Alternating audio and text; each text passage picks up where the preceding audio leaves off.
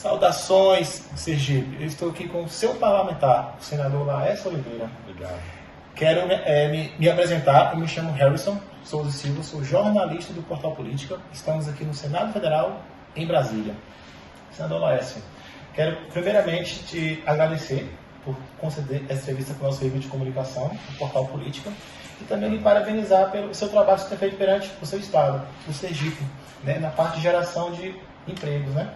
Contudo, a gente tem dado também uma pesquisada nos sites oficiais do estado. E, segundo aqui o site do próprio governo do Sergipe, a taxa de desemprego caiu de 11 para 10%. Né? E eu queria começar a nossa entrevista por esse caminho, né? Como que o senhor pode ainda alinhar esta alta taxa de desempregados, né, em torno de 10%, com talvez a baixa demanda? Esse é um quesito e um desafio que se renova todos os dias. Certo?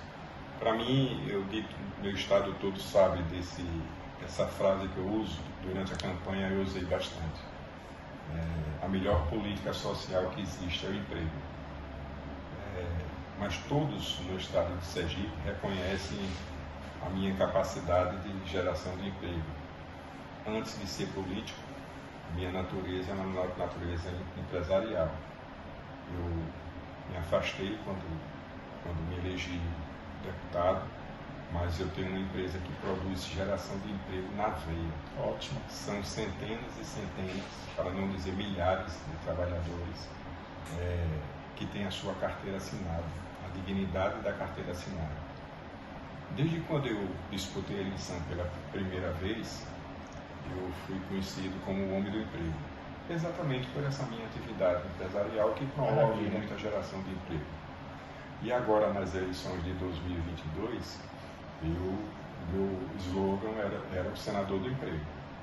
E eu sou muito feliz em ser reconhecido com essa marca, de carregar comigo a esperança na geração de emprego para tanta gente que precisa, os 10% que você cita aí.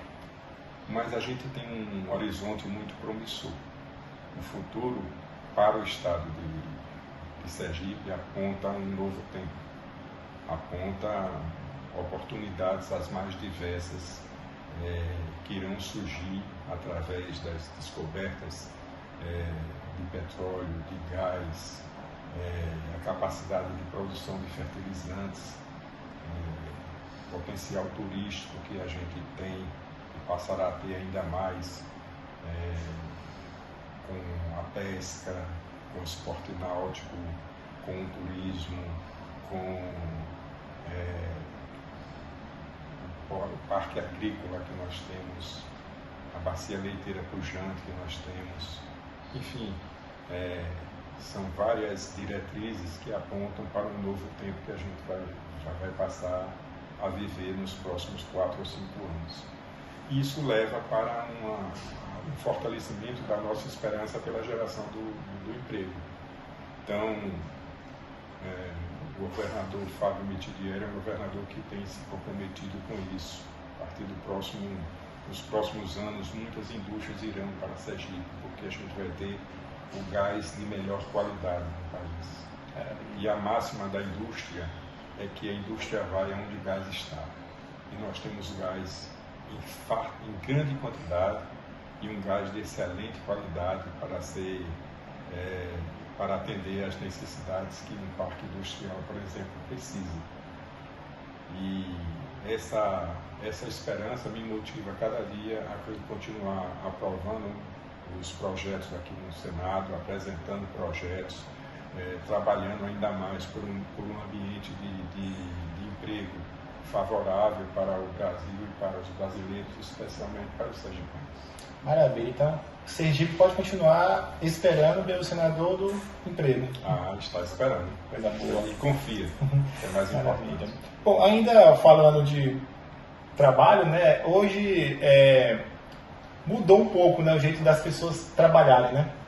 No pós-pandemia, aquilo que era uma exceção lá no tempo da pandemia do coronavírus, hoje parece estar se tornando uma regra, que é o home office e muito trabalhador por aplicativo, né? O senhor tem alguma política voltada para esse tipo de trabalhador que hoje, boa parte, ainda está na informalidade? A gente precisa levar para a formalidade. Certo. A gente precisa de um ambiente, e aí a gente está dentro de uma seara muito complexa, mas que é possível de resolver, é que o emprego formal não precisa ser tão caro para o empregador. Ele precisa ser equilibrado, porque ele precisa oferecer segurança jurídica, a segurança jurídica para o empregado. Ele precisa ter certeza dos seus benefícios, daquilo que ele precisa para a sobrevivência e para a segurança dele, tipo o Fundo de Garantia, que é uma política extraordinária, na minha opinião, que o Brasil tem. Ele precisa ter esses benefícios, mas o empregador não precisa pagar o dobro em termos de encargos sociais, ditos encargos sociais pelo trabalhador.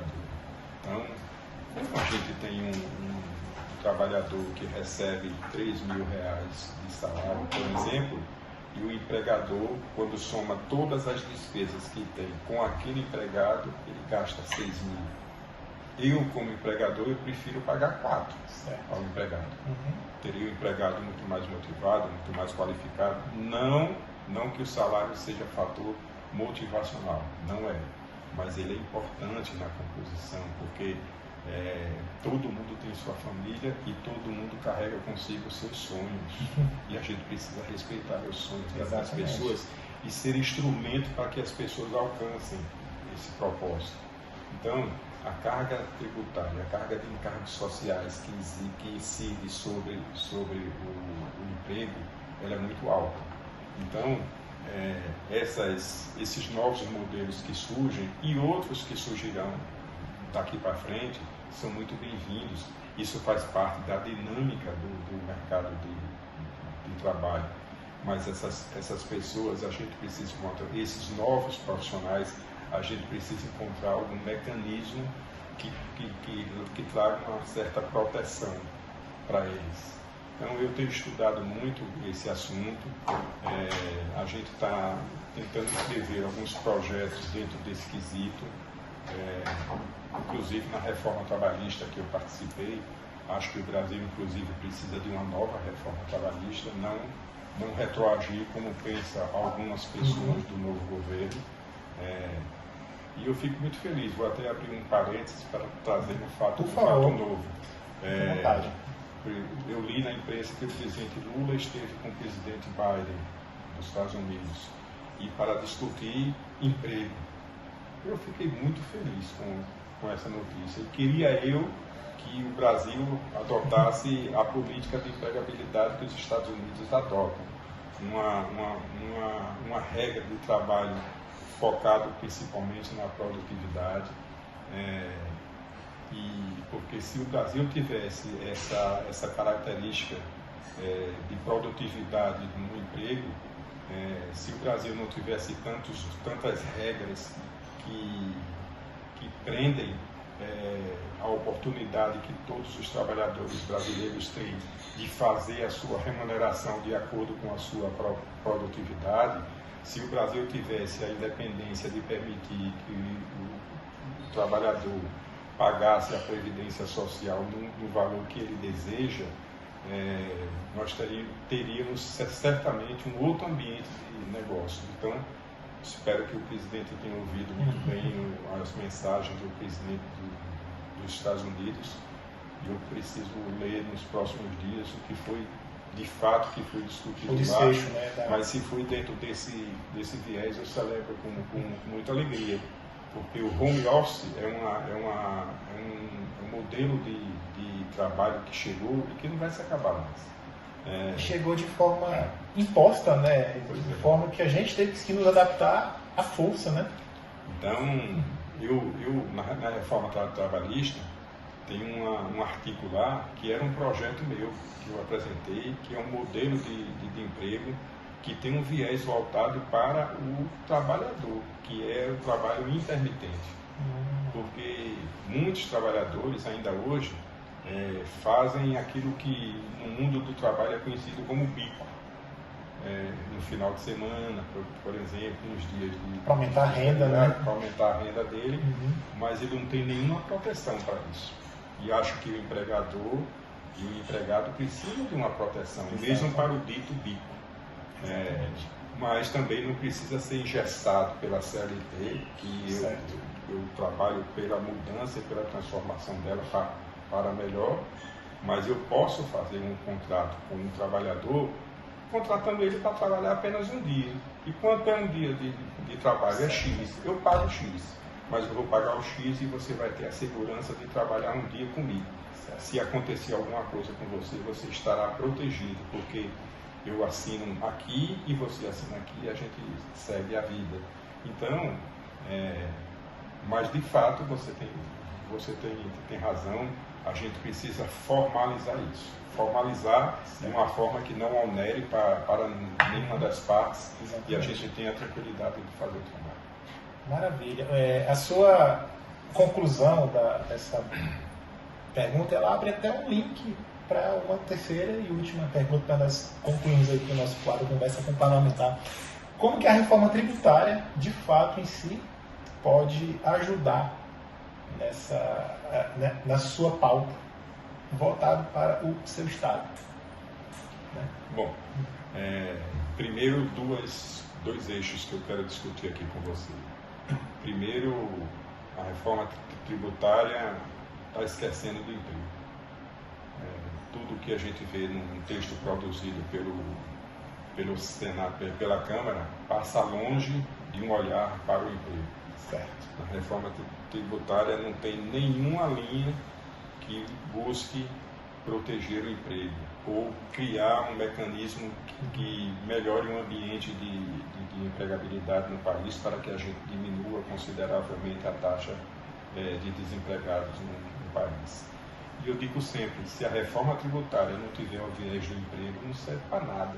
Boa. Porque a reforma tributária ela precisa olhar a sociedade, não precisa olhar os governos. Eu não preciso fazer uma reforma tributária onde eu busque mecanismos que melhorem a arrecadação de governo, de municípios e dos estados. Não, eu tenho que olhar o que é confortável e que vai promover estímulo ao cidadão para que ele possa pagar os impostos dele corretamente. Esse é o olhar que precisa existir sobre a verdadeira reforma tributária que a gente precisa fazer. Então, ela não pode ser setorizada, olhar apenas para determinados setores.